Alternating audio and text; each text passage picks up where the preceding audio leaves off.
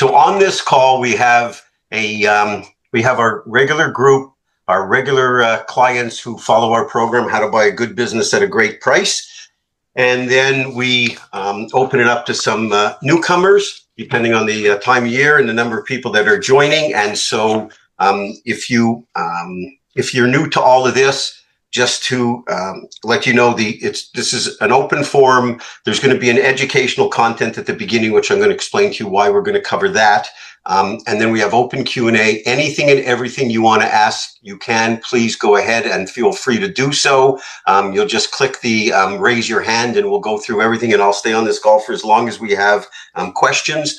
We try to do these about once a month. This is in addition to the individuals that are following our program. They have, there's unlimited access to myself via email or call. We do these once a month, more, again, just as somewhat of a networking venue to allow people to share some experiences related to deals, and everybody finds those pretty effective.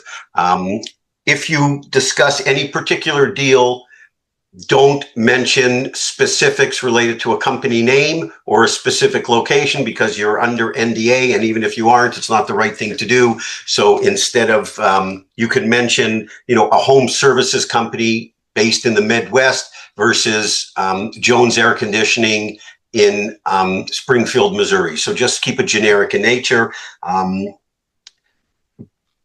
The genesis for doing all of these and keeping them open for people as well who don't follow our program is this concept of people spend way too much time searching. I don't allow anybody on this calls to call yourself a searcher. You're not a searcher, you're a finder. The goal with all of this is to stop searching and start buying. There's way too many people in this marketplace that are never going to buy a business. And the whole concept of ETA and these other jargon that they've given it and misleading information that's online about how you can put deals together has caused a lot of heartburn for a lot of people, because it just leads them down a path that's not realistic to get a deal done. I can assure you that acquiring a business is doable pretty much regardless of your financial situation, but not if you're chasing deals that don't make sense or you're chasing deals in terms that are never going to happen. So I've been in the world of M&A for, I call it M&A, M&A, it's buying and selling a business for 34 years. I've bought 14 of my own companies, which includes one co-investment. And I like to think I buy businesses the old-fashioned way, which is you roll up your sleeves, and it's because it's a blue-collar initiative, and you have to go out and meet people. And so anything that I talk about is real-world information. It's nothing misleading, and it's how deals get done.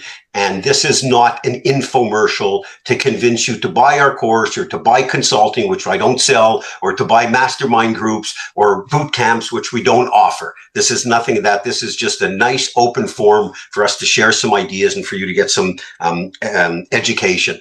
If you've gone to our website, richardparker.com, there's tons of free educational material, probably 50 hours worth of free videos. I developed our course just out of frustration of seeing people and a deal I fell out of and seeing far too many people never get to the finish line. So this is not a big push. It would be wonderful if you follow our program, and it makes no difference to my life whatsoever in any way, shape, or form, whether or not you do. I just want to try to be able to help as many people as possible. We're going to have an educational component today based on a number of questions that have come in over the last month. We'll cover those in about 10 or 15 minutes, and then open it up across open the floor to everybody. There's been a lot of changes with SBA and lending criteria, and that's a good thing because I think it's washing out a lot of the people who really shouldn't be in the hunt to buy a business anyways. And so personally, I look at it as a good thing, except there's going to be a little bit of confusion at the beginning till everybody figures this all about. And then we'll go from there. I'm going to share the screen. Going to go through a couple of educational pieces. After each section, we'll open it back up. Let me just make sure you can see this okay. Hopefully everyone, I see Chris's face. I don't see a lot of other people. You see this screen, right, Chris? Okay. So again, there's 4 or 5 components of questions that have come in to me over the last month and just aggregated them. So I wanted to do a summary, and some of them by no means is this, they're different categories altogether, but they've been common questions that have come up. And I think the first one is, as a result of the changes in lending and the changes in the SBA and more people looking for potentially performance-based deals. So you can call these earnout or performance-based deals. And so when do you do an earnout? Because you can't do them in every case. They just don't make sense. They don't make sense for the buyer potentially, and very often they won't make sense for the seller. So you do an earnout when there's either been one really great year or one really poor year, or there's a customer concentration issue, or there's an issue. This is the big thing. There's an issue that can impact the future of the business when you take it over based on what you know now or what you don't know now or that's happening in the business. It could be based on roller coaster financials or just certain unknowns.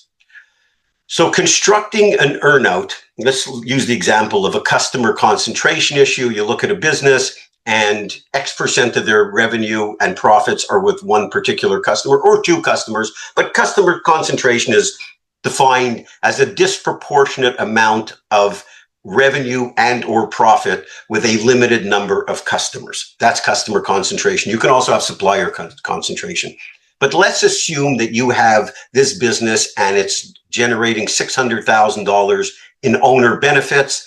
Owner benefits, the same thing as seller's discretionary earnings. Sometimes you'll see a terminology of seller's cash flow, sometimes adjusted EBITDA. You have to make sure what's in the number. I like to use owner benefits as the terminology. But let's say you find a business, $600,000 in owner benefit, and you're buying it at a 4 times multiple, so $2.4 million of enterprise value. That's the total business. You then have to take the business and do the exercise of what it's worth without that customer or without those customers.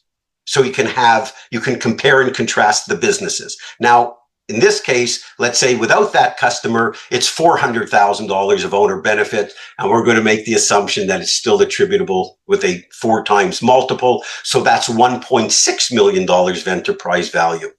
The delta between those two is your earnout, $800,000. So the purchase price of the business would be $1.6 million with the opportunity for the seller to earn an additional $800,000 if that customer stays at the same level over the near-term future. Could be 12, 24 months or what have you. Okay, so that's related to the math of it. Critically important, you do the valuation in both scenarios, and the valuation is, or the initial purchase price is based on what happens if you lose that customer or some certain thing doesn't happen, and then they can earn the difference. Couple of considerations. Sellers want the shortest measurement period possible. Buyers typically want the largest. Sellers are concerned that the buyers can screw up the business. Say, hey, we've been dealing with this particular customer for 12 years. Yeah, they're disproportionate amount of our business, but we have no concerns. What if you come in and you're incompetent and screw up the business, and we lose that customer? So it's a very valid concern that the seller has, and your argument back is, well, but if you think I'm going to screw up that customer, then you're probably not going to sell me the business, A, and B, what has to happen for that customer to be screwed up? And C, well, if there's a chance that that customer can stop buying, you have a whole different business here. And you may want to, in extreme cases, or what we've done with certain of our buyer clients, follow our course when they've had situations like this. We've worked out situations where we tell the seller, hey, why don't you stay on board and you handle that account for the next year? And to have a very good ease of transition. So, hey, if they stop buying, it's your fault. So there's ways to work through it, but understand that this is going to be a concern. And the key for all of this is you have to understand when you are going through these deals, if they say this, you have to say that, or be able to be prepared with how you are going to react with certain roadblocks that come up. Again, you may need the mechanism for the seller to monitor the sale. You want to keep the formula simple. You want to base it as best as you can on one metric, whether it's I don't like doing it on necessarily revenue, prefer to do it on profit, but whatever it's related to, this earnout piece, whatever it's tied to, try to keep it as simple as possible, the formula, to be able to establish at the end of the year how it falls, how it falls into place or doesn't fall into place. Keep it simple, and it's best to do some specific examples with some sellers in advance. You want to have a mechanism for it to be audited, meaning that you will allow a third party to come in and verify the numbers if there's any disagreement. And sometimes it takes a premium to convince the seller they can earn more. In other words, I've been always of the ilk of, hey, I'll pay your price, you take my terms. And so this way, in an earnout scenario, you really mitigate your downside with some good clauses and conditions, because the goal is to make sure that you buy the business, that it's going to remain status quo after you buy it. Growth is very sexy, but stability is valuable. And so you want to make sure when you put into earnout, the reason for having earnouts and performance-based clauses, to make sure that to best of your ability, that assuming all things remain status quo after you buy the business, it's going to remain the same. That's the goal, and that's what you're paying for. We're going to go into financials in a second. Does anybody have any questions related to the earnouts? Any hands going up? Let me scroll through the list here. So yeah, Rich, I have a question. Yeah, go ahead. Who is that? Yes, this is Abdul Rahman. I'm joining from my car. I'm sorry if there's a lot of noise. Okay, no problem. Talk loud. We'll hear you. Yeah. So for the earnout, and by the way, thank you again for the presentation. I think the earnouts is kind of really interesting. Never thought that I never took it as a serious component of a deal. I thought more kind of a unique situation, but it seems it is common, especially if there's a customer consideration, as you said. But I was wondering, how far into the future can you put an earnout? How far? You mean length of time? Yes, in terms of length of time. Okay, well, clearly the seller wants the shortest period possible, because the shortest period is going to reflect the immediate past, right? You've got to have at least a year, at least a full 12 months to be able to measure the business. I mean, at the bare minimum. As a buyer, you'd want a longer period, right? To mitigate your downside as much as possible. But a bare minimum is of a year. You've got to go through a full cycle. You're basing your valuation on fiscal periods, and you want to be able to go through a complete period. They may push for shorter, but you've got to stand firm a minimum of a year. Ideally, if you can get 2, even better, but bare minimum is 12 months from the time that you close the deal. Thank you. Sounds good. Yeah, of course. Anyone else? I don't see the hands raised. Anyone else? Jump right in. Sorry, Richard, can you hear me? Yes. Lucas here. Hi, Lucas. On when you say earnouts and 4 times, what earnings are those ones? Is that before tax and everything, or no? Is that just pure earnouts, and then why times 4? Okay, the times 4 in this case was an example, but you're always going to be multiplying what we call owner benefits, which is, and again, when you go on to, let's say, a biz buy sell, or you go on to someone sends you a sim in a business, they may call it something different. They may call it seller's discretionary earnings or adjusted EBITDA. For those of you who aren't certain, I don't have a slide here, but we have in some of the other videos and certainly in the course. Owner benefit is comprised of the following, and I don't want to bog you down with the minutia, but it's important for you to understand the formula. And then I'm going to explain it in more detail. It's the pre-tax earnings of the business off the tax return, plus you add back the owner's salary, the owner's perks, depreciation and interest, any one-time expenses, and you reduce that by capital expenditures. And this is make the assumption adjusted earnings are done in the assumption that it's an owner operated business. Okay. Meaning the owner leaves, you take their chair. Okay. Sometimes you see it as adjusted EBITDA. It is not EBITDA. EBITDA is a managed debt-free business where they have management in place. Anything you see related to owner benefits, seller's discretionary earnings, etc., is an owner-operated business. It's not buying a business and putting a manager into place. If you go into, if you go into on our website, richardparker.com, I think it's in one of the first videos, or it might be in the 10 Commandments video, in the video page. There's a whole thing on valuation and breaks it down. And there's also a number of articles related to that. And in the course in Valuing a Business is a breakdown. Now to your second part of your question related to 4 times, it was used as an example. 4 is probably, is a pretty good average in the lower market.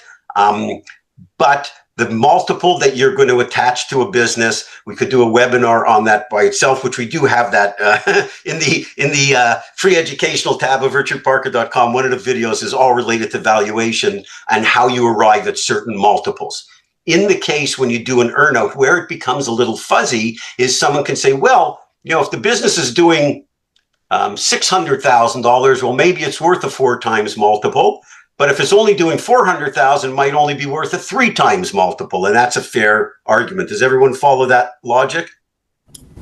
So you would have to just weigh the two accordingly. But the 4 times multiple in the prior example is for example only. The most important thing with all of this, and I can't emphasize this enough, you have to be crystal clear on what number you're multiplying and how you got there. And we're going to cover that in a moment's time. But the number that you're multiplying has to be accurate. And when we go into some of the questions in a moment, I want to explain that further. And if anything comes up by the end of these few slides that isn't crystal clear, please let me know, because you've got to be flawless on this. Perfect. Thank you, Richard. Of course. Dwight. Hey, Richard. How are Good you? to see you. Good, man. Good. Question for you, just on this earnout piece, if there's a customer concentration and the customer specifically, their volume goes down over time, but the overall business is at par or maybe slightly better over, like, for instance, 12 months, does the earnout still come into play? Like, you still end up having to honor that even though the specific customer that you kind of put the earnout on has gone down, had not performed? Okay, I'm going to give the answer is going to be yes, but, like most of my kids always answer, yes, but. Okay, which is the earnout is tied to a customer. And so if that customer's volume goes down, the business is worth less. The business going up is as a result of what you did after you took over. Now, that's trying to keep it binary. However, sometimes for the sake of getting a deal done, it's a great point, because what you may say with the seller is, hey, I'll give you some leeway, right? If the business gets to within 80% of what the total is without that customer, you'll still earn the money, or something along those lines. So it doesn't necessarily have to be all or nothing, but the concept of an earnout it's tied to a specific event or series of events. So if those don't materialize, the business, practically speaking, it's not even theoretically, practically speaking, is not worth the same. Right. Because the increase happened with those other customers or new customers that you as the buyer were responsible for generating. You follow that logic? Yep, makes sense. Okay, so the first tier is you tie it to a customer, it's binary, they go down, the business isn't worth the same, somewhere in the middle, that's where you come up with the earnout. But through negotiations, you may have to have a little bit of a flexibility, of course. The other thing, by the way, earnouts typically are not all or nothing. So in this case, an $800,000 earnout, if that customer got to within 80% of that earnout number, they may get $640,000 versus $800,000. But you do want to have a floor so that, hey, if it drops by 50%, you earn nothing. But you could have it tiered, T-I-E-R-E-D, as opposed to, tiers. You could have it tiered so that they can earn a percentage of it. Makes sense. Thank you. Of course. I saw someone else have a question. Maybe that was answered or dropped off. I thought it was Prashant or something. Yes, you kind of answered it. I wanted to ask about how do we get to that number, the multiple 4, 5? Is it industry based? I think you said you're going to cover it sometime later in another call. So yeah, it's a That's a webinar on its own. There's a couple of places where you could look for information with that. We have if you go to richardparker.com, tab on top, free educational videos. I believe the one related to maybe the 10 Commandments might be called 10 Commandments and Valuing a Business. There's probably an hour of education related to that. In the course, and again, I'm not making this into an infomercial related course, we have a plug and play module in the course where you plug in all the financials, you hit a button and it calculates the valuation for you. That's in the section, which is one of the longest modules in the course, on valuing a business. It's completely automated. And that was done stress test on 1,004 transactions. So, the material, for those of you that follow the material or bought the material, it's in the course. If not, at the very least, you want to watch that video. And I believe it's called the 10 Commandments and Valuing a Business. But it's one of the ones, the educational videos, by the way, in that page are these Q&As. Sometimes we post the video. The educational ones are the ones with me in the pink suit. So you'll know those are pure education. Richard, just a quick follow-up to that. Do those files get updated over time? Like with new market information, yes, new industry information. So yes. How do the users get the most up-to-date version of the calculator? Well, first of all, let me answer your question. The course gets updated, of course, a couple of times a year. As far as valuations are concerned, the only time there's dramatic changes in valuation of any significance, going back probably certainly the 35 years that I'm in this business, is related to specific industries that sometimes get hot. Okay. Yep. Like, for example, HVAC roofing companies, electrical plumbing companies have gone through the roof. You can't account for that all the time. Those are why we have these consulting calls. That's why consulting and the ability for us, clients like yourself and I to have a conversation or to send me an email so that we could look at situations that change, and they're usually temporary. Okay. So that's why when it comes to something, if a formula for an asking price or what they're looking for in deal terms is out of whack, it's almost always because there's an industry got hot. And you can't account for that in a valuation tool because it could change periodically. It doesn't change often in standard businesses because it's tied to fundamentals of a business. Like when you look at our valuation tool, there's 50 specific questions that you've got to answer related to the business, and that ties into the number, and the number plays a role. There's breaks, a business earning $1.5 million of earnings, same type of business is going to generate a larger multiple than one similar type business that's making $100,000. That's normal, but it's the fundamentals of the business that really dictate the valuation. But when it gets into something like an industry that's particularly hot at a particular time, or there's a roll up, those are the things that we always discuss in our, in consulting calls or these regular calls. Got it. Thank you. Of course. Okay. NDAs, this is going to be quick. I had a couple of questions this month. For those of you that are new of it, and I can't see everybody's face, and maybe you can give me a thumbs up or whatever, if this whole process of buying business is new to you, regarding NDAs, it's very important that you get familiar with them. They generally will follow the same format as far as what's in them, but they're not all the same. And you want to be very certain about what you are signing. They should be and are, by and large, benign in nature, but some of them could really bite you in the rear end. So for those of you that have just started recently with our program, the first couple that you get, send them to me and we'll review them together on the phone, because I want you to be very familiar with them. Even though we discuss them at length in the course, there's a few things you need to be familiar with. The first thing is the term it should cover is a maximum of 3 years, the non-disclosure itself. Don't sign blanket ones. So what is a blanket NDA? Business brokers, and if I say anything disparaging about business brokers, I do investment banking work, intermediary work, do business brokers work. So if I'm saying anything disparaging, I'm knocking my own trade. But the reality is, business brokers, and that's a whole other conversation, could be a real impediment to this deal. They're lazy by nature. And so they may send you, Julia, they might send you a non-disclosure, want you to sign it. And they're going to say on there, every business that I send you is going to be covered by this NDA. And they have the ability to just add businesses to the appendix. You don't want to do that. Okay. You want to have each business has its own NDA. And the reason why, you know what? Sometimes there's confusion, sometimes there's miscommunication, and sometimes you start looking at a business from another broker, and your first broker thought he mentioned it, or he or she mentioned it to you, and they put it on the list. Now you've got an NDA with two different brokers on the same business. So you want to have a non-disclosure agreement for every specific business.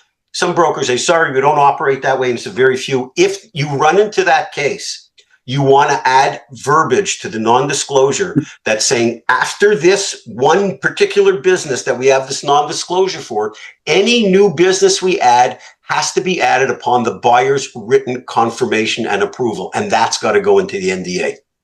So while NDAs they're not necessarily, they bind you, but they're not an overreach. It's a standard part of the process. You shouldn't be scared with them. You got to become familiar with them, understand how they can bite you in the rear end, and you got to be careful.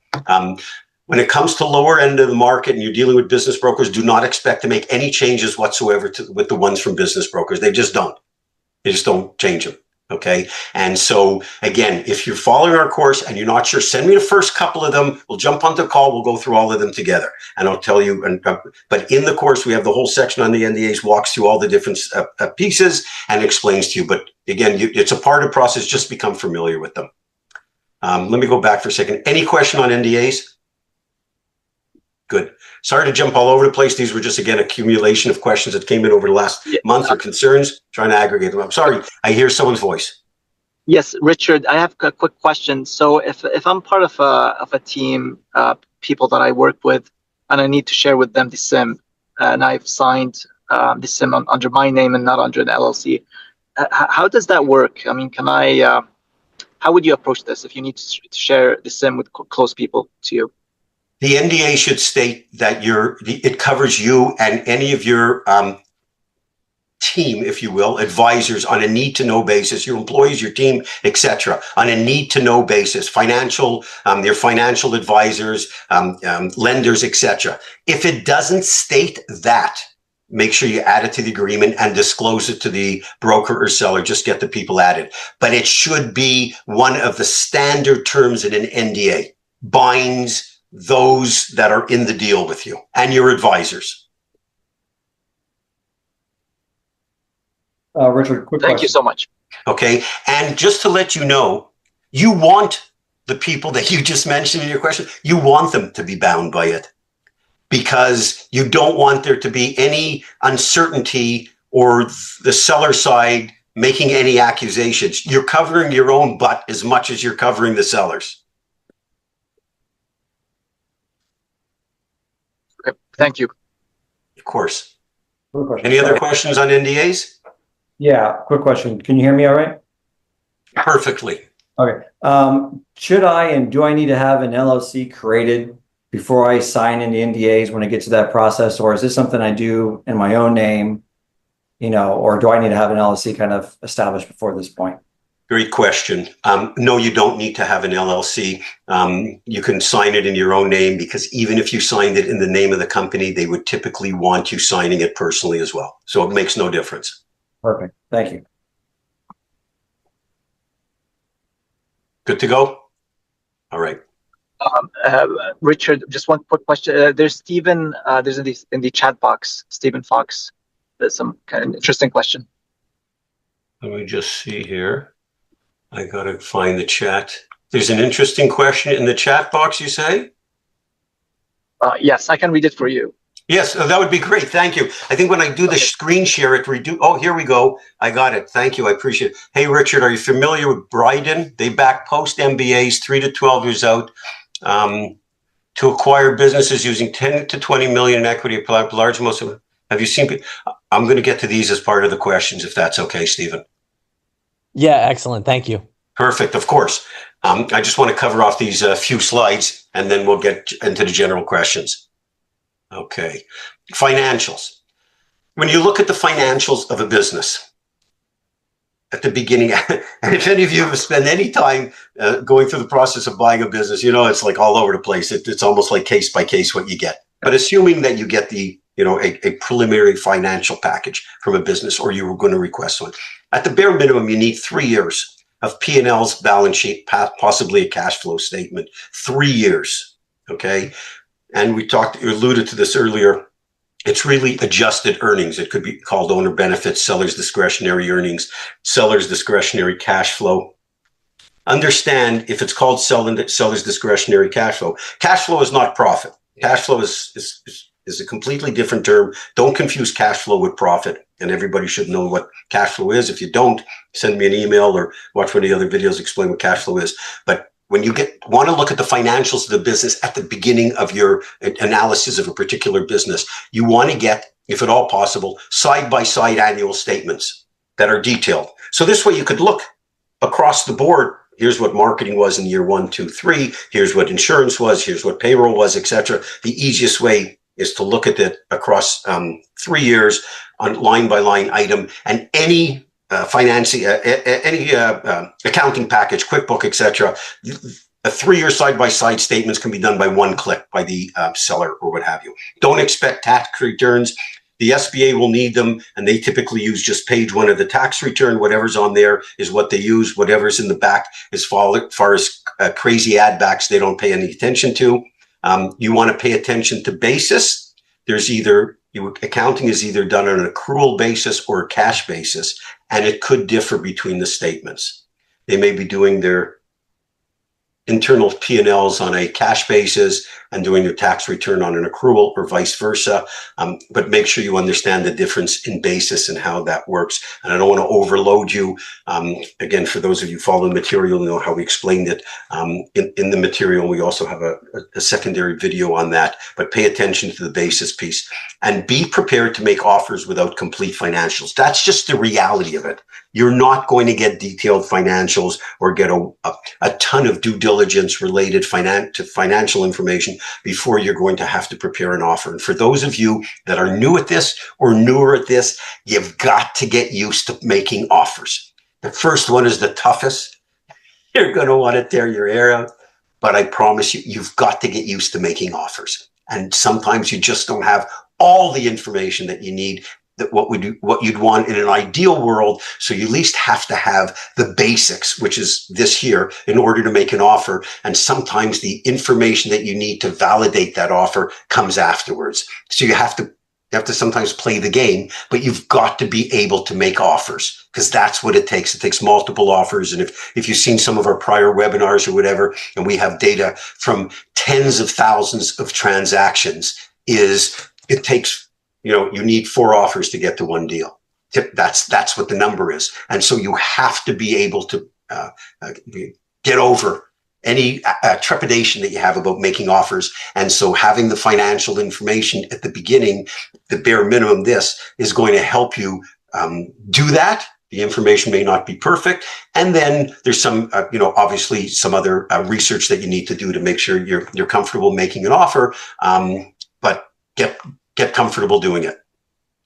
As far as add backs related to the financials, and I don't know if Jan is on today's call, he would get this perfectly. It's incumbent upon the seller or the seller's representative for them to compile the proposed adjustments, not you, the buyer. It's their role. So when you get the financials from them, they have to list the adjustments and break it down. I mean, you can't just guess. And so if they don't present them to you, which sometimes they don't, it's just that's from a lack of common sense by a broker typically, or sometimes a seller who may be selling on their own. They've got to give you the adjustments that they want to be adding back. Now, the next thing here is, this came up this week. I know this might sound like Financials 101, but you can only add back what has been expensed. And I say, duh, because it seems obvious, but I saw one from a broker this week. They were trying to add back leasehold improvements, which are on the balance sheet. It's not an expense. So when they do the adjustments and the add backs, and that spreadsheet that I was talking to one of you earlier about, you'll see at the bottom of that where all the add backs are, and you plug those in. that's how you get to the adjusted number. But if it's something that hasn't been expensed, you cannot add it back. The other thing is here related to, and saw two situations in the last couple of weeks where extraordinary one-time expenses are not one-time expenses if they happened before. So a seller can't propose that they add back legal fees if for a lawsuit that they had, if 3 out of the last 5 years they had a similar lawsuit. It's only extraordinary and one time if it happens one time. Because if it happens more than that, it's just a recurring expense. So hopefully everybody's very clear on that, because the adjustments are where you get into some very big back and forth with sellers. And it's a critical piece of how you arrive at your adjusted earnings number in order to compile a valuation. Any questions on this little piece, financials and add backs? Yeah, no, Richard, what's your opinion on making kind of a multiple offer in that, say you've got, I'll give you X amount on kind of standard terms, or if you take a bigger seller note, it's kind of like your price, my terms kind of thing. Are you of the opinion, and there's some of the opinion, if you make like a standard offer and then like maybe stretch the time out a little bit longer on the seller note, to make the cash flow a little bit better, but you pay them a little bit more, will they try to take both and kind of, cobble something of their own together, or you just like make one offer and that's it? So the answer is great. There's a lot to discuss there. So it's like yes, yes, yes, yes, and yes. So one of the things is, just to jump onto one point, is when it comes to seller note, the longer the term you can get is more important typically than the interest rate, because it eases your cash flow. So the longer term you can get, the better, even if you have to pay a higher rate. If the business is doing great, you can always pay down principal as part of your seller note. So that's one piece of it. I like to be very open-minded when I go at a deal and try to get, implore the seller to be the same way.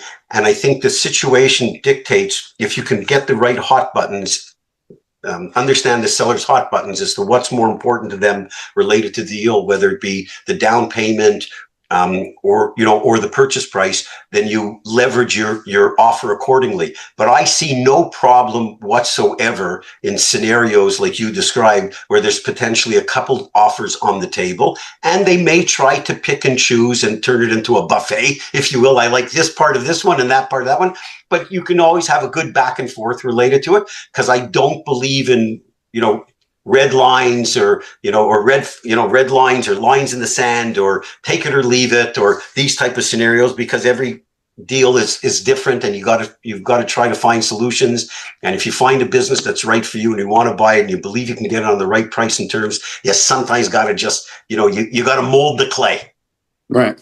And so I don't think there's any problem whatsoever. I never have a hard ass approach. And in certain situations, like you described, I think in some cases it could be terrific to do that. And you'll have different levers, and yes, it's true. They will want to pick it up the best of each one, but you could work through it well if you're genuine, sincere, and you've established a good relationship with them to make it work. Because I think a lot of times it demonstrates by having a multiple offer. It's not always required, but I think it demonstrates the buyer's willingness to be flexible as well. And I think that's great in a lot of cases. Thank you. The one thing I'll also tell you related to negotiations, by the way, is typically speaking, if you give something, you should get something. Can you hear me? Yes. No. Okay, great. I have a question about add backs. You mentioned adding back capital expenses. Is that because those act as kind of like a one-time expense? Because it strikes me as they might be part of the operation of a business. So do you have to make a judgment call about that, or is it every single time add back capital expenses? Well, if they're adding back depreciation, more often than not, it has to be offset by a capital expenditure, because what they are depreciating has to be replaced. So you can't just have, unless For example, in a case of a printing company where they bought a machine for $1 million, depreciated it over 10 years, $100,000 a year, but the machines last for 50 years, there's not a capital expenditure add back. The concept between a capital expenditure add back or adjustment, not add back, the depreciation add back, the capital expenditure adjustment, which really reduces depreciation, if you will, is what are you going to be faced with purchasing in assets in the business over the next 1 to 5 years to replace the equipment that they are depreciating and adding back into their number. So it doesn't always apply, but most of the time when there's a depreciation number, there's an add back. Thank you. Yeah, that makes sense. I think I misheard because you said CapEx adjustment, but that was almost like a takeaway. So Correct. Yes, of course. It reduces, exactly. It reduces the owner benefit. Right. Okay, perfect. It's called, I think on our spreadsheet, we call it an allocation for capital expenditures. So it's like a bracketed item. Sorry about that. Yes, it 100%, it reduces the adjusted earning. It reduces the earnings. Thank you very much. Perfect. Of course. And I know you have another question after, which when we get to the open Q&A, we'll cover that. Thank you. Any other questions here related to the financials or adjustments? Okay. Deal management and deal flow. Has everybody heard this quote? Give a man a fish and you feed him for a day, teach him how to fish and you feed him for a lifetime. I hope everybody's got their mute button on, so I'm going to make the grand assumption that everybody's heard about this from Chinese philosopher in the 4th century BC. The concept behind this is if you do things for people, they don't learn. So right now, what we are seeing on the marketplace, and I get these emails, LinkedIn messages, I would say conservatively 3 of these a day. And maybe it's because, I've got some reasonable profile, number of followers, etc. There's lots of noise about artificial intelligence for deal flow, SIM analysis, financial statement review, and due diligence checklist. And artificial intelligence is fantastic. As a matter of fact, way too many people that I've dealt with over the years, I think they have artificial intelligence. But there's a lot of noise related to AI and the world of buying and selling businesses. And some of it is good. But understand, this is not an automated process. It's a human process. AI, it may have a role in certain parts of this, but it's not going to get deals done. It's not going to get deals done today. It's not going to get deals done in a year, and it's not going to get deals done in 10 years. And people may think I'm nuts, but I could guarantee you one thing. I'm willing to bet whatever anybody wants to bet that at the end of the day, as sophisticated as AI gets, deals get done between people, not with software. So if you don't possess the know-how, you got to get it. Some of these tools that are out there, don't get enamored with them. Like, for example, a SIM analysis.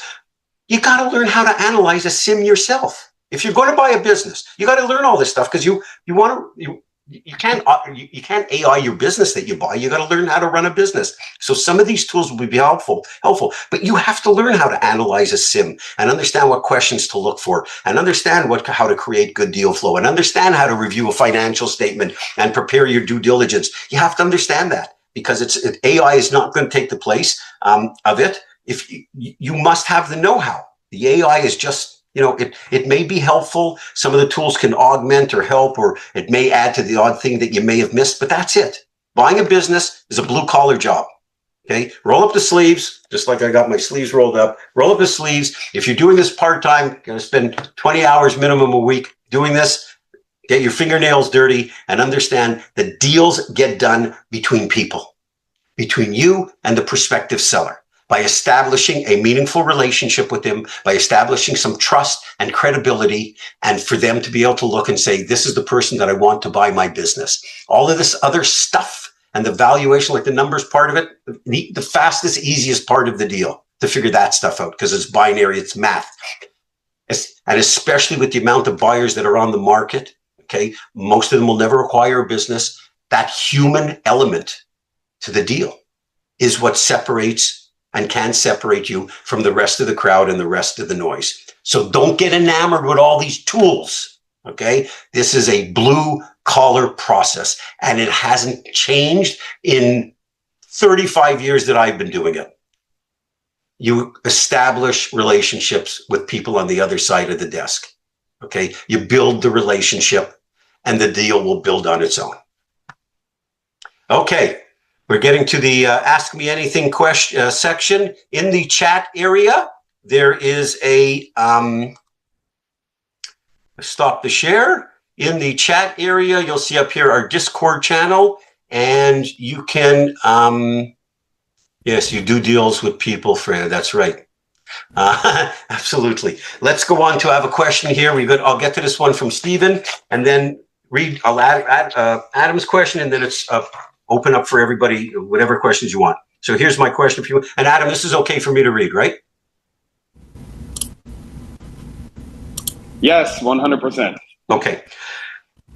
Can you have two tiers of deal size in your search criteria? For example, a deal size that is relatively small that you can self-finance, and a larger deal that will require investors, or does having two options confuse the market brokers and other contacts when reaching out and networking? Actually, I don't think it confuses them at all. I think it's a brilliant way to approach it. Because oftentimes we need to take a step back and say, hey, I can't get a deal done at this level. I may have to consider something smaller. And it's always been my approach that the most important thing is to get into the game. Sometimes at the beginning, we have these lofty hopes and dreams and aspirations to buy a business of a certain size, but it's more important to get into the game and get into the world of entrepreneurship. And sometimes that necessitates doing a smaller deal. So I don't think it confuses the market at all, Adam. I think it's, as a matter of fact, if I was back in my business broker's days, I would have great appreciation for someone who approached me like that. Say, hey, I want to buy something in $3 to $5 million, but I understand, I'm going to work quickly. If I can't get it financed, I'm pretty open-minded buying a business at 500 grand if it's a good business that I can grow and I can write a check for it. So I think it's a great idea. Thank you very much. Hopefully you can hear me. Yes, I can hear you perfectly. That's great, because I was worried about that. That it might look like I'm unfocused or, just wishy-washy about what I'm looking for. No, I don't think it's a lack of focus or whatever. Keep in mind that, the market, and if any of you have read my materials and have hundreds of articles about buying a business, this is data from over the years, 94% of people who begin the search to buy a business never buy a business. So, part of it is it's unrealistic expectations. And so if you're clear on this, I think all the stakeholders that you have in it are going to appreciate it. Okay, let me run this one quick question with Stephen Fox, and then I see there's a question from Lucas. Hi, Richard. Are you familiar with Bryden?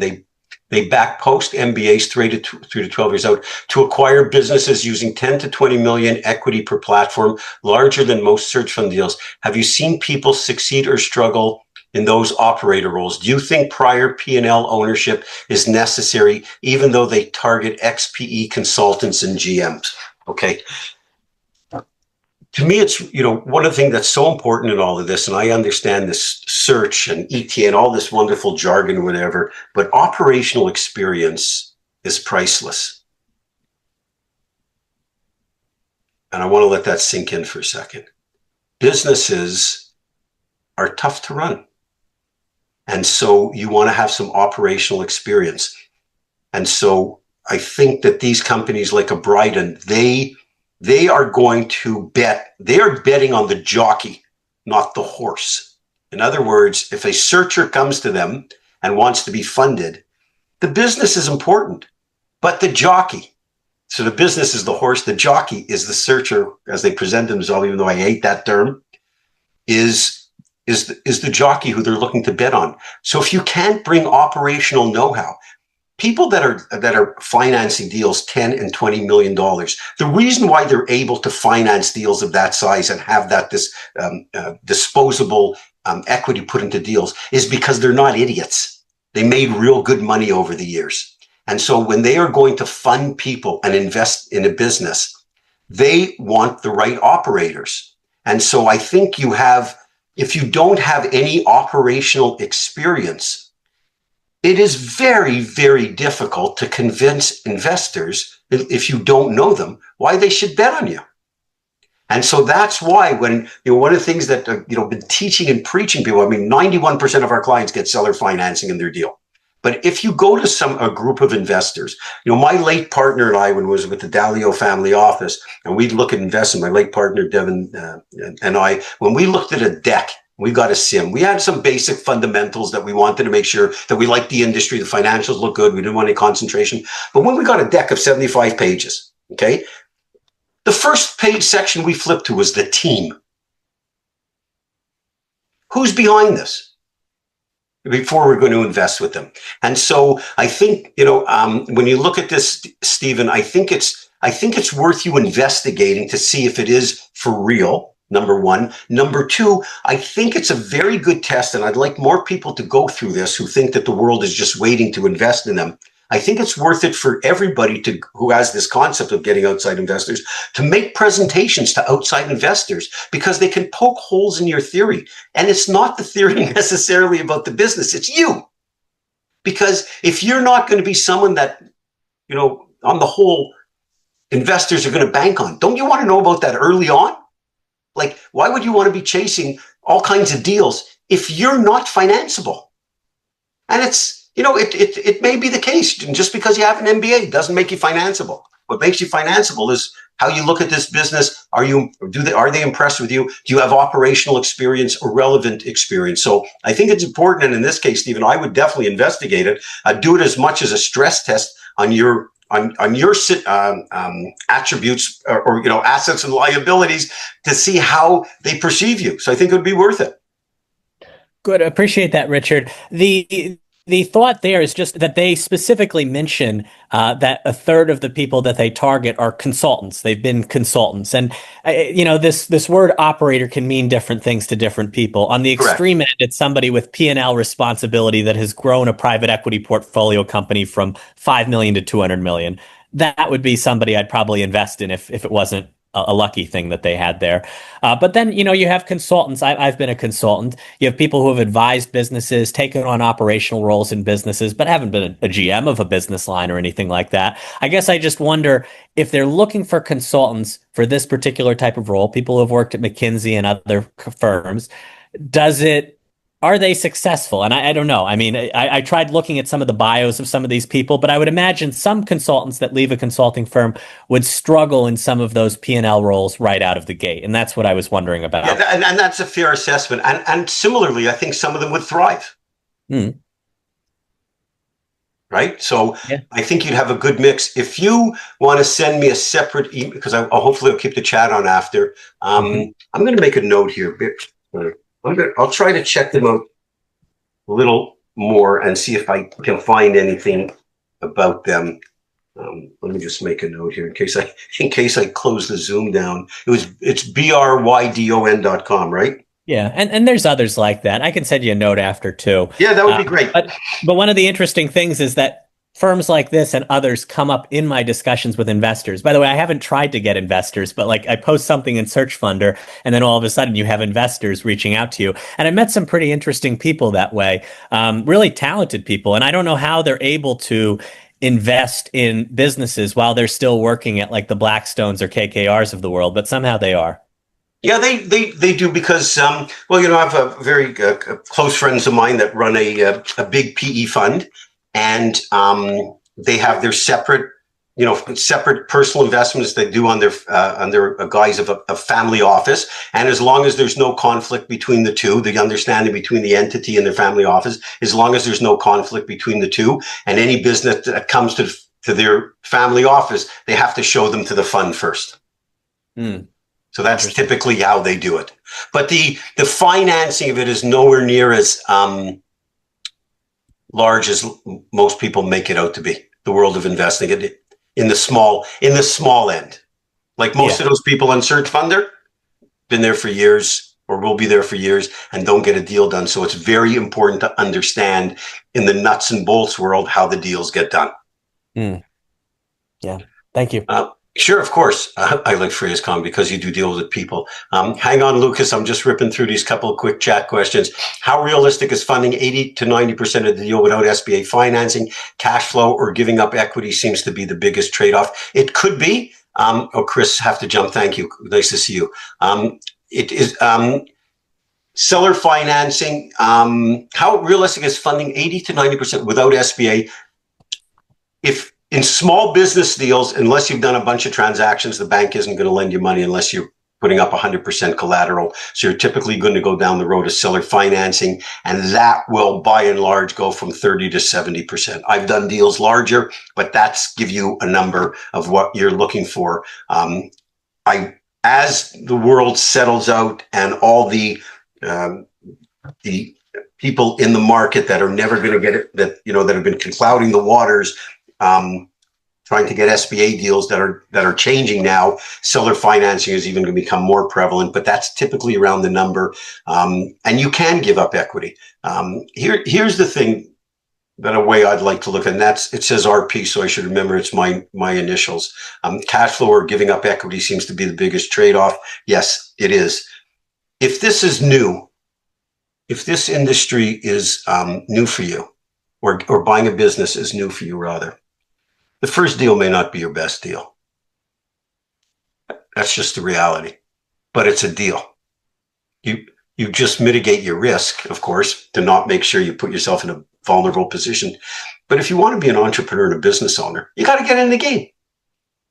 So it'd be great to buy something up here. Sometimes you got to buy something down here. Sometimes you got to sell your soul to the devil a little bit and do a deal that you're not thrilled about. But if you can get the money and get a good potential partner that gets you into the game, and you have a mechanism to buy them out potentially, then that's more important than sitting and waiting for the perfect deal.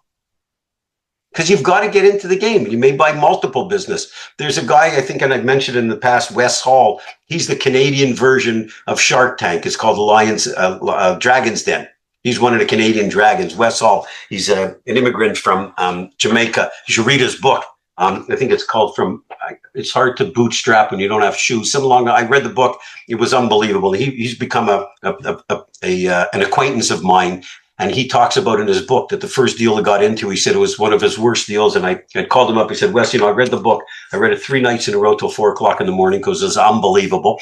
And I said, you talk about this first deal being your worst deal. I said it was actually your best deal because it got you into the world of entrepreneurship. If not, you'd still be working as a security guard. And now he's probably worth hundreds of millions of dollars. But he got into the deal. He gave up way too much equity. I think it was like 76% equity, but he got into the deal. He ended up buying up partners, became, one of the largest in particular industry focus. It's getting into the deal. So it may not be perfect, but just protect yourself, find a mechanism to eventually buy out your partners, but you got to get into business. So whatever it takes to get the first deal without doing anything, without making a big mistake. Okay, Lucas, and then I'm going to go to Freya's question. Go ahead, Lucas. Okay, RP, whoever is RP, thumbs up. Hope that helps. Hi, Richard. I just want to ask you this question. Me and my girlfriend, we are really looking for business and everything. I developed an interest on CPA firms, and I think you mentioned a couple in the past or something like this. My question to you is that, number one, what's your overall thought on buying like a CPA firm? And number two is that, do I have to be a CPA to buy one? I love the idea of buying CPA firms. It's getting a little hotter, that industry, so you might want to move quickly. I really like the idea of them. You do not, I'm not sure if any states vary, but you don't need to be a CPA to own the business. The key here with those businesses, a professional practice business, like a CPA business, the most important thing is the continuity of the customers and the composition of the business. So, for example, a CPA firm, you buy a business, you buy a business, you're not a CPA, you have to look at what type of work do they do. If it's mostly tax return, bookkeeping, this type of stuff, then there's a higher probability that you'll be able to continue with that those customers will continue with you, because chances are they may not even know who's doing the work at the other end. If it's a more sophisticated business that they're doing a lot of corporate work, tax planning, etc., then the the assets of the business lie with the know-how of that CPA. So clients are going to be less inclined to remain with the business. So that's one thing to keep in mind, which is the composition of services. So that's the first thing. The second thing is who's staying. If it's single, sole practitioner, if they're leaving, you want to have a very good transitional point, because if it's a sole practitioner and they're doing very basic work, it's very easy for people to leave, customers to leave. So when you look at these, look at it from a standpoint of customer retention, because it's no longer in your hands. So that's the way you'd look at them. But I do like that industry very much, and they're really easy to aggregate, to buy a bunch of them, because they don't trade at big multiples. That's why a lot of PE firms are buying some of them. But the lower end ones are not. They're always available because there are lots of them. And before you know it, you could have 10 firms. Yeah, and they have great cash flow and great margins as well. So that's one of the margins, yeah. And you have no capital expenditures.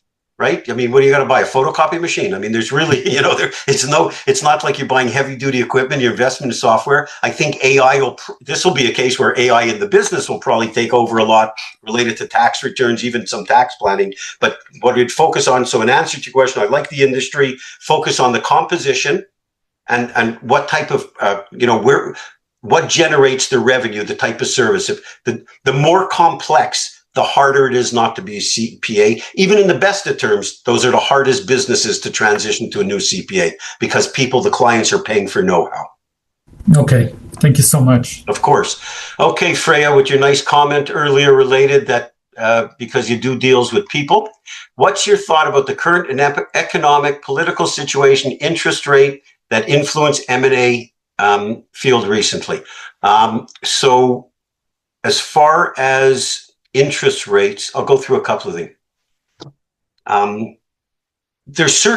It would be ridiculous to think that there's certain industries that aren't in flux right now, specifically as relates, and I don't want to necessarily date this webinar, but at this point in time, if someone is looking at this in a few years from now, we're at a point in time where, for example, there's a lot of uncertainty in the US related to tariffs and international trade. And so businesses that rely on importing, mostly, I guess, a lot of, even if it's for parts or what have you, they're in flux right now, and they're trying to figure things out. But I will tell you, Freya, and I hope I'm pronouncing your name properly, is these things always happen over the course of owning a business. You got peaks and valleys. So I think if it's very industry specific and there's a high level of uncertainty related to a particular business, for example, importers are really in flux right now. So you have to wait to see things settle out. But related to the economic, political situation, etc., it's scaring away the people that are going to get scared, and it's having no impact whatsoever in the higher market. Personally, as someone who's been buying businesses for the last 3 decades, I'm mindful of the economic times, and I try not to pay attention to them because it always settles out. So unless you're getting into something that's really impacted significantly at this point in time, which is usually more industry specific, I think you have to look at it through the lens of, things normalize, except in cases that there's really, really something problematic. Where I think it's always worth looking in any particular business, regardless of the economic climate at that particular point in time, I think it's always worth you looking at how that business or industry performed during recessionary times. And you're able to do that by looking back in years when we've gone through recessions over the last, 25 or 30 years to see how certain industries perform, because I think that gives you want to see how they performed during that and how they came out of it, because I think that's really important. But I really, when we went through a recession a number of years ago and people were asking me, about the recession, I said, well, I've decided not to participate.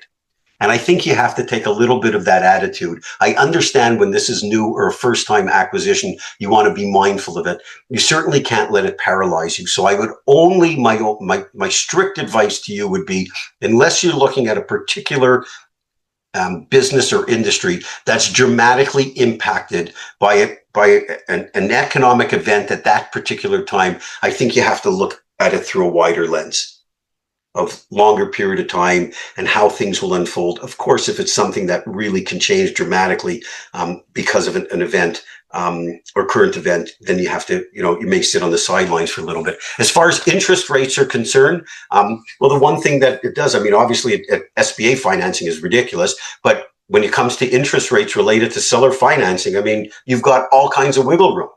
There's no set interest rate. And for them, bridging the gap, because that's how deals get done. Despite all the noise with SBA loans, it still doesn't happen in most cases. It's not the greatest percentage of the deals. Most of the deals, the lower market, are done with seller financing, and you have all kinds of wiggle room. You could go as low as 4%.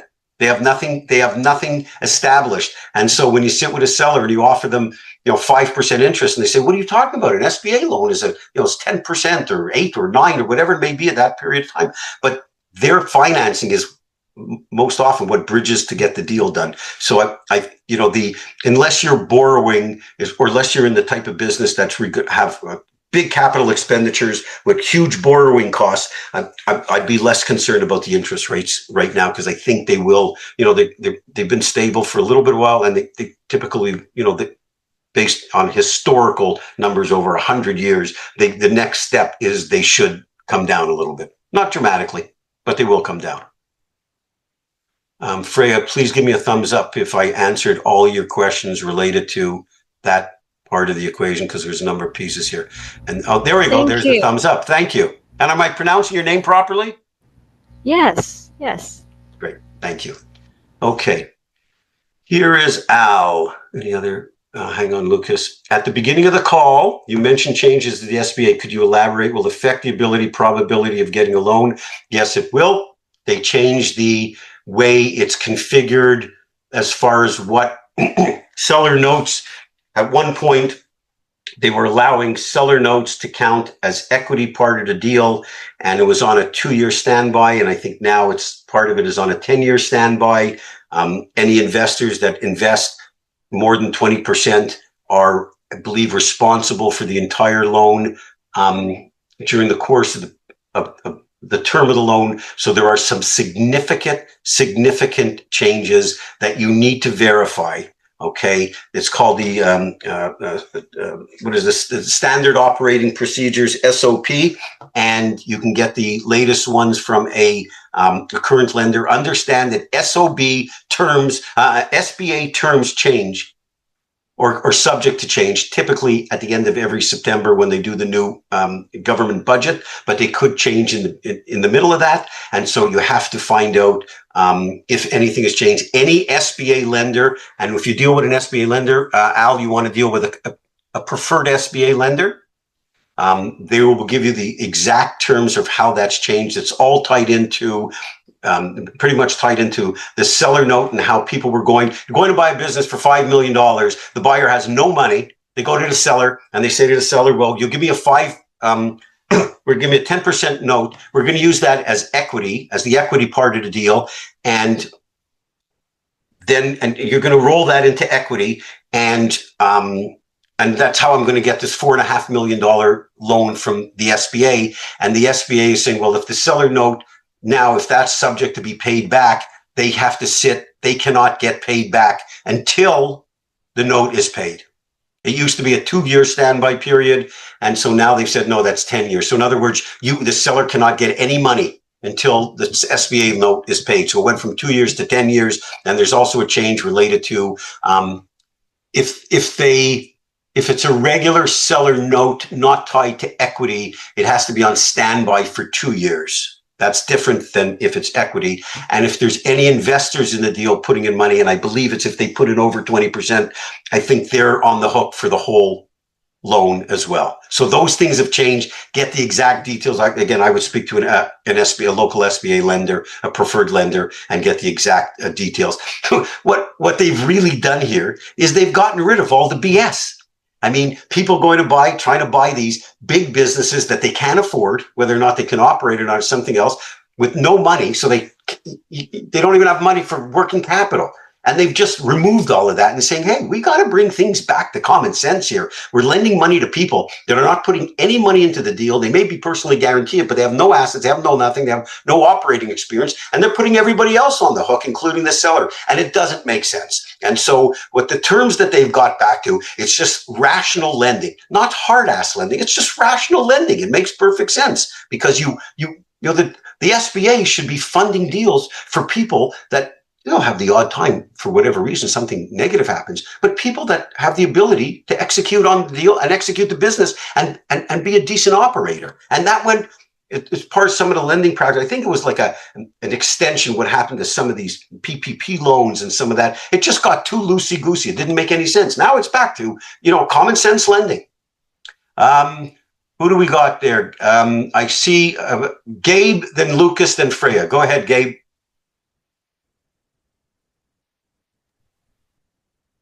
Hey, Richard, how's it going today? How you doing, buddy? I'm doing great. I'm sorry I was a little late today, but I'm happy Glad to have you. I was going to ask, and I think this is just a conversation I've had with a lot of people, especially the two guys I told you about earlier this week that are looking to buy the course, is they don't even know, they're a little lost on what industry to pick. So they're like, how do I even start? It's so overwhelming.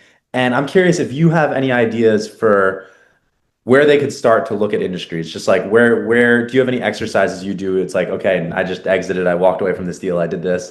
Where do I go now to see what industry I want to go into next?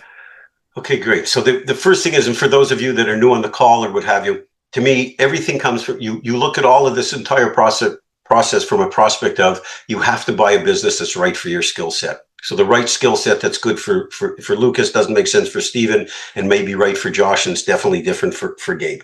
So what you want to be able to do is you start out the beginning broad. Okay, think about it like, a hopper at a UPS store where they have all those, the styrofoam pellets, they put it in the top and the little bit squeezed out of the bottom, or like a shotgun to a laser beam. You take a wide approach. You start off, we always do it from that.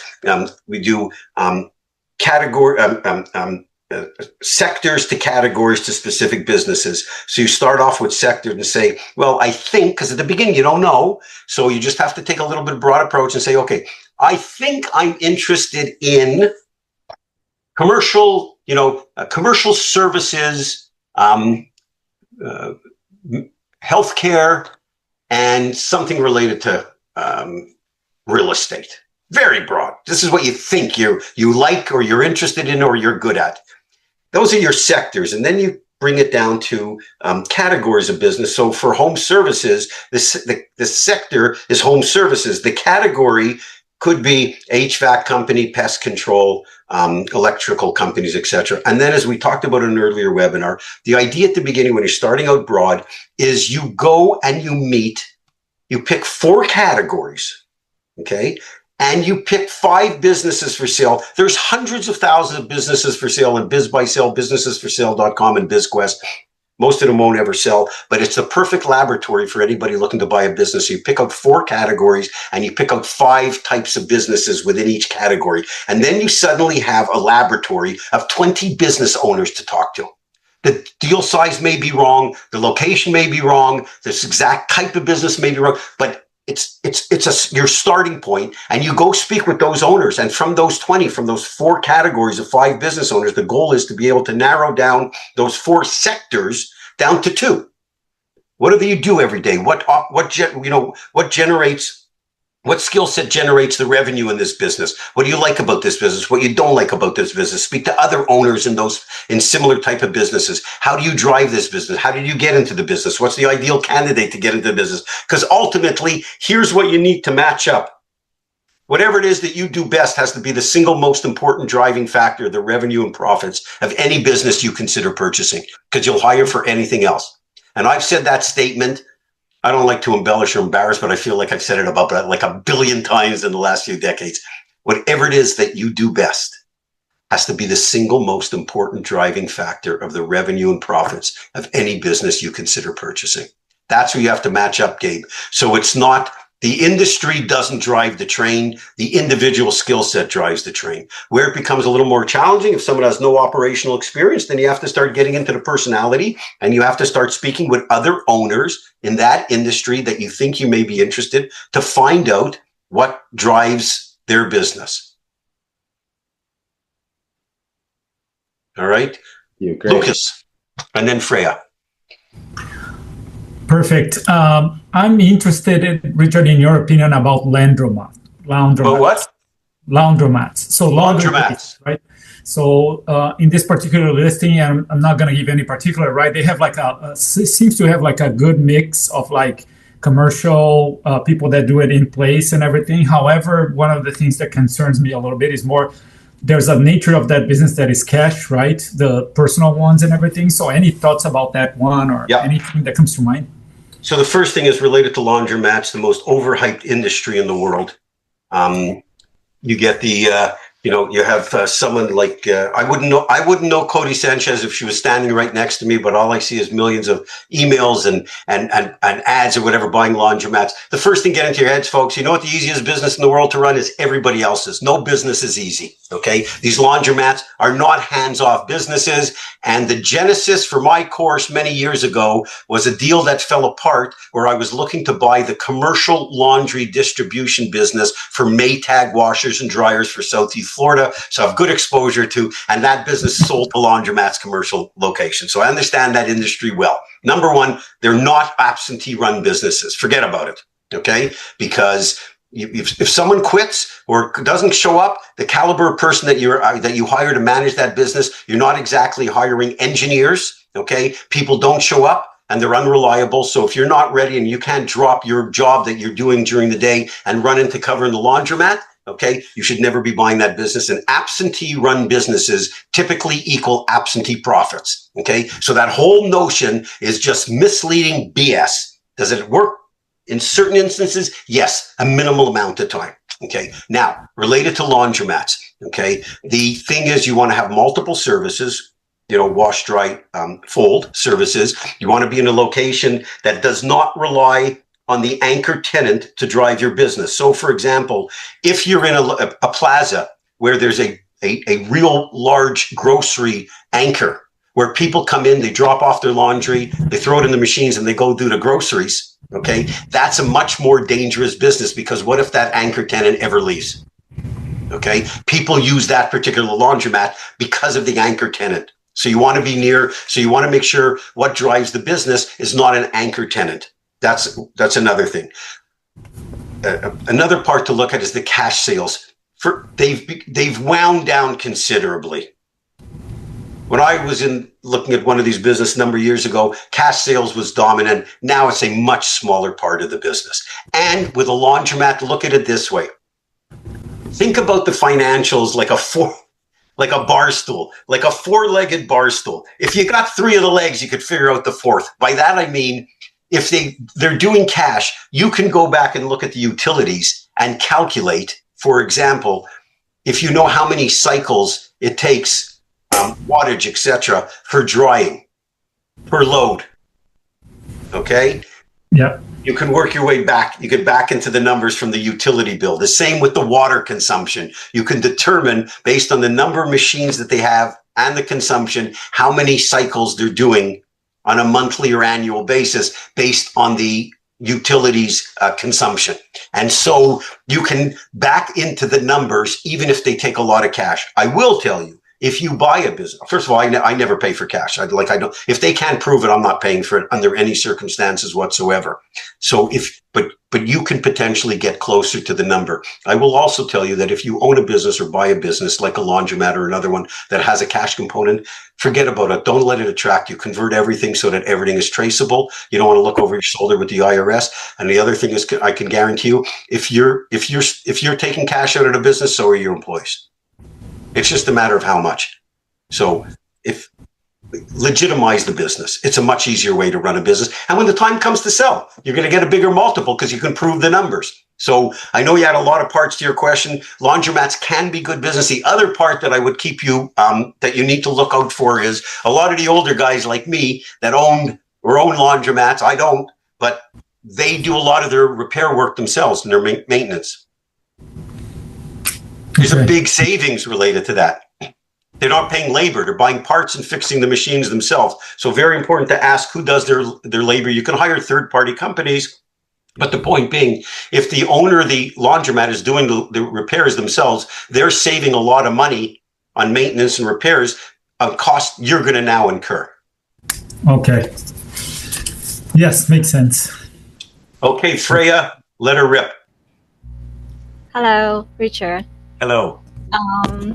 So mine is more industry specific. So because I've been working in technology industry, but I noticed that because in tech, well, mainly in software development industries, there are so many startups, and I don't think it's probably not. Well, I think it's not a good idea to buy from startups because usually they are less than 3 years, or even if it's like longer than 3 years, then it's like the failure rate is really high, especially in technology industry. Like everything's just so fast. So I wonder, like, what's your suggestion, like how to find like what's the good ones, especially in the software development industry, if you have some experience for that. And I actually heard from other people saying like there's an experienced one, and he basically will choose the software development business that when you are about to buy it, and then you are expect to lose some like a percentage of the customers and the revenues as well. So then they want to have the higher multiples for selling. Yes. I think that they have like different strategies. So what's your thoughts about that? Tech is always a little tricky. Yeah. Because the good, and we'll define that in a second, the good tech businesses, even if they're smaller, usually command a big multiple. Much larger than brick and mortar businesses potentially, especially digitization businesses.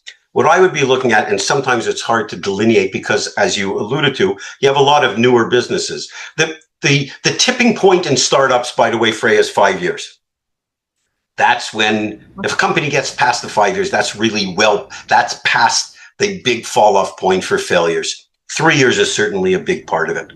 What I would be looking at, and especially because you're not going to be able to compete with larger companies looking to buy tech-related businesses, I would be looking at the customer base and seeing the retention. Okay. Because you'll have to buy something at smaller end. You're not buying Microsoft, obviously, but something at the smaller end. Yeah.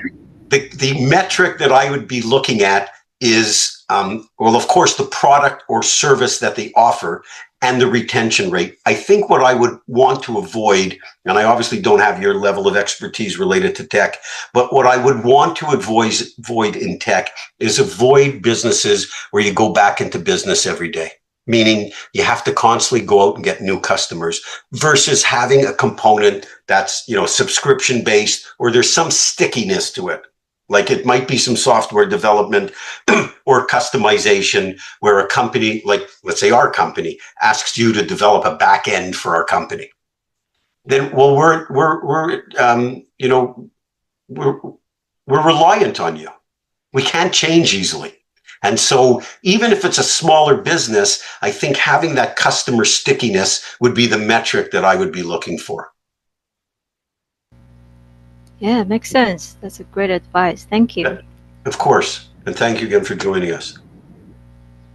And by the way, you have anything of any samples, like with all of our clients, if anything comes up, you want to need businesses that you need us to weigh in on, just by all means, you have that unique link in the course that you can send in all your questions. How do you, Justin, okay, how do you put a value on I'll pay your price if I can control terms? How much more would you be willing to pay for what terms? Obviously, it's deal specific, but are there main points? Time, interest rate, cash flow, etc. Yeah, I mean, I think the big thing that you're going to look at is seller note. I would spend less time related to the rate. So as a seller note, it's related more to term, length of time.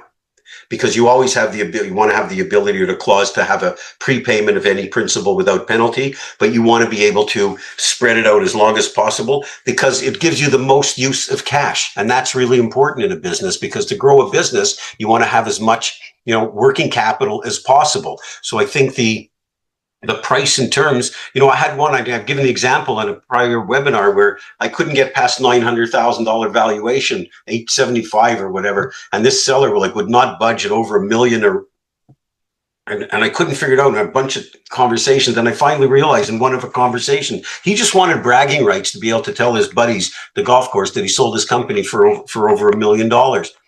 And so I said to him, okay, I'll tell you what, I'll pay you your price, but I want a 30-year note. So I think it's finding the hot buttons, number one. And number two is as much leverage as possible, as long as you give yourself, as long as the business can support the debt, of course, and you give yourself the ability to prepayment. I think the number one leverage point is related to the note piece. Now, I'm not a no money down guy. It doesn't happen. It's not reality. It just doesn't happen in the real world. You got to put money down on a business. All that said is you want to leverage as much as you can. So to me, it would be those are when you control the terms. That at the top of the list would be the term, Justin. I don't know if you're still there. Where do I see you here? I got to look through the list, and hopefully, yes, there you are. Hopefully that answers your question. Where's Lucas? Okay, we got one more question here, Lucas. Oh, and then Prashant, hang on 1 second, Lucas. I see Prashant is asking a question, and I know he didn't ask one yet, so please go ahead. Okay, can I go ahead? I'm sorry. Yeah, Prashant, are you really that good looking as you are in your picture with those sunglasses, or is that like a meme or something? I already asked the question which I wanted to. I don't know how you got. Did you get some notification? I want to ask the question. Which one? Hello? No, go ahead, Lucas. I don't have any question. Oh, okay. Oh, yeah. Sorry, a hand went up. Okay. If you I don't know how that happened. Okay. Well, nice to see you and good to hear your voice as well. Go ahead, Lucas. So maybe I need your help here, Richard, because what's happening is that I am on the sites that you mentioned on your book and everything to look for like business to buy and everything. Sometimes there are some listings that are deceiving to me because they're saying business that cleans restaurants, generates this much and everything. Once I ask more information, it turns out to be a franchise trying to recruit new franchisees and everything. And of course, once I give a little bit of information for that listing, they start calling, they start sending texts, they start sending schedule a call with us and everything. And again, I already selected no franchises, but for some reason they seem to be announcing that so they can get attention of more people. So I don't know if you have any thoughts on this one. So I can avoid having that and having to deal with them later. Yeah, I mean, it's I still get bombarded from stuff when I had from years ago, put myself down as a buyer profile on Biz Buy Sell. I still get them and they're completely irrelevant. So you talk about AI, it would be nice if AI starts to work to be able to match you up to a business. I think there's no escaping that there's going to be some of that, no question. Okay. And you don't want to rule stuff out, especially at the beginning. So I think a part of it is, you know what, I sort of have to live with it. Okay. I don't know how pervasive it is. They're supposed to be on the listing saying, if you're not interested in the franchise, they're supposed to be advertising it's a franchise. And keep in mind, sometimes on these business for sale websites, brokers sell businesses and they keep them listed for years because they generate buyer leads. And even then, they don't even call them back. So I don't even know why the hell they're doing it. But it's a slippery slope. So you're early on in the process because you haven't nailed down what you're looking for. You're talking laundromats, maybe CPA firms, whatever. I think at the beginning, Lucas, you just got to put up with it. Okay, because you're not yet at the point that you've narrowed it down to say, I want to buy CPA firms, right? And then it'll be very easy to be able to put filters into your emails or get a separate phone. Say, once I know CPA firms, I'm just going to get a separate mobile number and give it out to these brokers or sellers that are specific to CPA firms. I think at the beginning, because it's an imperfect process and you're very early on, I think you just have to deal with the pain in the ass part of it. I mean, that's just the way it is. But with that said, it's important to get your filters as clear as possible. Hang on a second. Adam could talk briefly about the difference between LOI and deal letter. We probably don't have time for any more. I'm happy to answer a question after Adam anyways. If not, you could send me an email. But at the beginning, I think you just got to put up with it. Okay, makes sense. I'll keep you posted. Thank you. Okay, of course. Adam, if you want to ask the question, or feel free to email me, whatever's easier for you.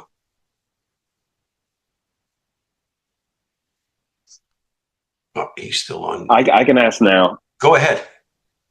I was just wondering about the difference between an LOI and actually putting a deal forward for an actual bid, I guess, and when you would do one or the other, and what do you recommend? Okay. There's a lot of it is predicated on deal size. And it's evolved over the years because it used to just be a definitive purchase agreement. And then they started introducing letters of intent. Now in larger deals, they have IOIs, which are an indication of interest, which is a complete waste of time. But assuming you're in the lower market, LOIs, letter of intent, should form the basis from a buyer's perspective, conceptually, to tie up the seller for price and terms, yet allow the buyer nothing binding on anything else, so that they can continue to discover about the business in order to assemble a definitive purchase agreement. Okay, in other words, you sign up an LOI, the seller now signs it, the price and terms are established, the buyer can always back out. Keep in mind, an LOI is binding. And as a buyer, you want it to be binding. You want to bind the seller to the price and terms.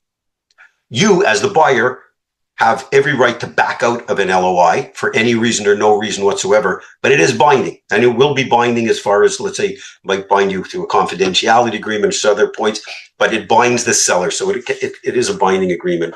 But very often, you don't have enough information about the business at that point in time to write a definitive purchase agreement, which has infinitely more pages, more clauses, representations, warranties, negotiating the non-compete clause, negotiating the consulting. It comes afterwards. At the lower end of the market, thinking basic business broker businesses and Main Street USA businesses, those typically go from a listing right to a purchase agreement. No LOI, because they're pretty basic. And then the buyer does their due diligence. They have 30 days or whatever to do their due diligence. They can back out, but it's a more robust agreement than an LOI, but nowhere near as comprehensive as a big definitive purchase agreement. So oftentimes the size of the deal dictates it. I'm someone from LOI.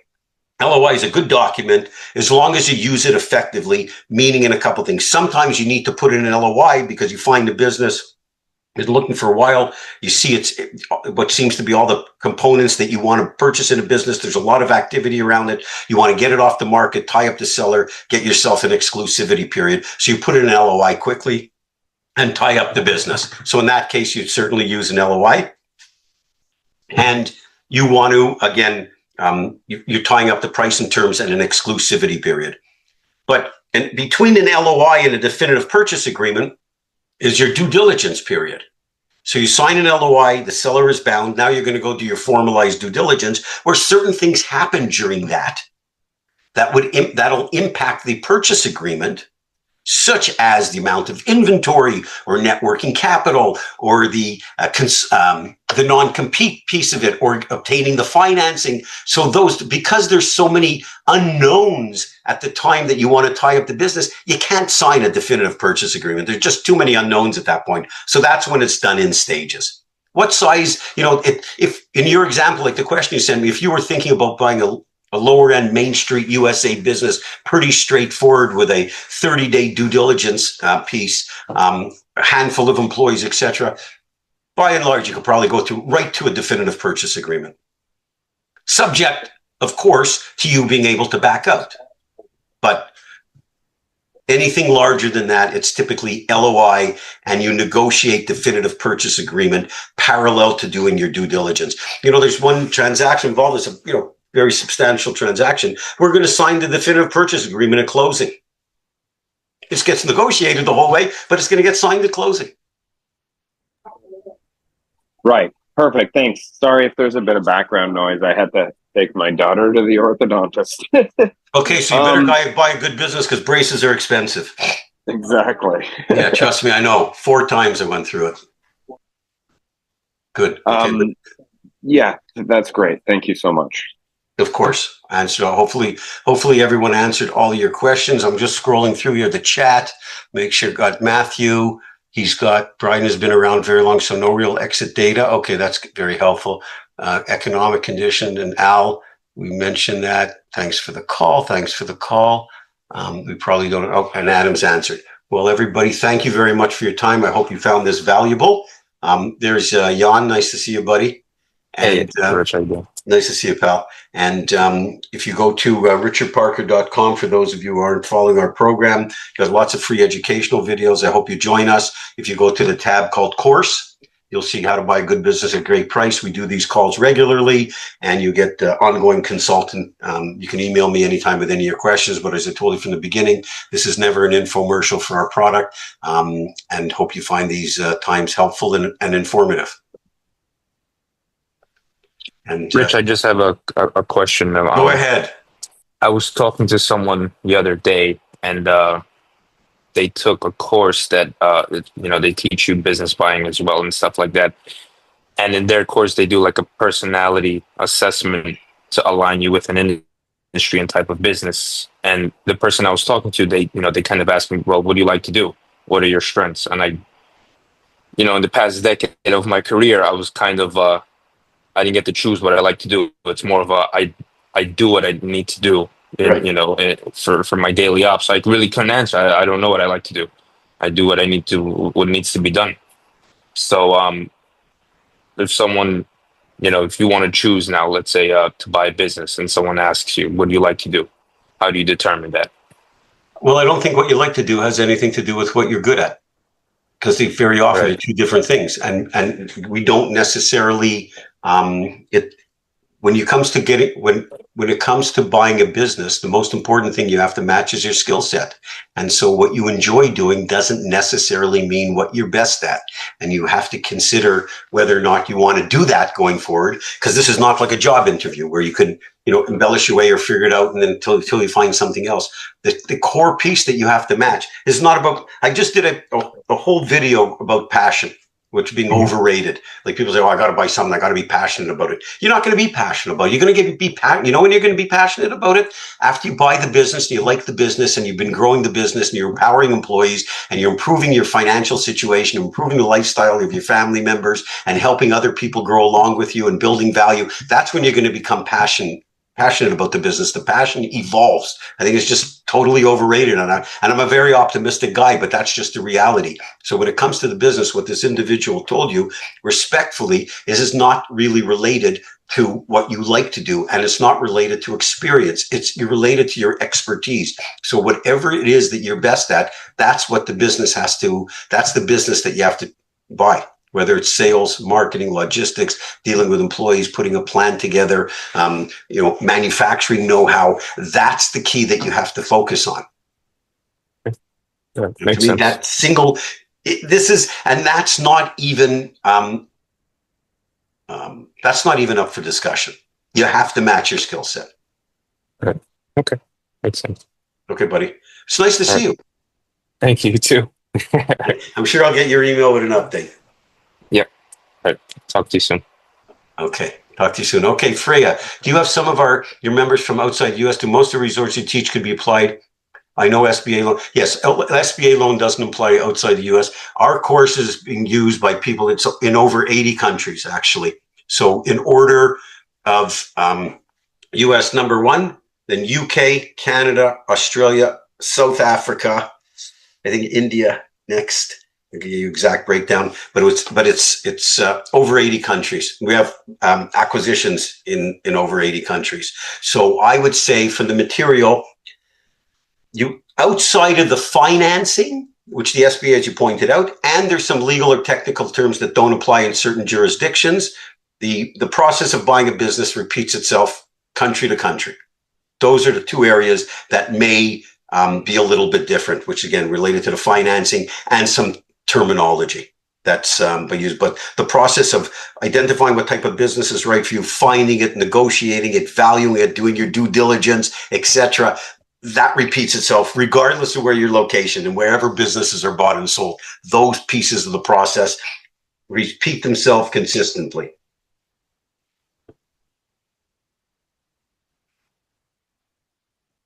Okay, my pleasure. Nice comment. Thank you, Frey. Appreciate it. Everybody, thank you for your time. It was nice to see those of you who put your camera on, and appreciate everybody's attendance. Hopefully you found this helpful and informative, and we'll keep you posted of the next one. And just everybody stay well. Justin, stay well. Maybe in September after the summer, we'll meet and have a croissant again at Budmish. Bye, guys. Thank you so much, Richard. Bye-bye. A pleasure. Thank you, everybody. Bye-bye.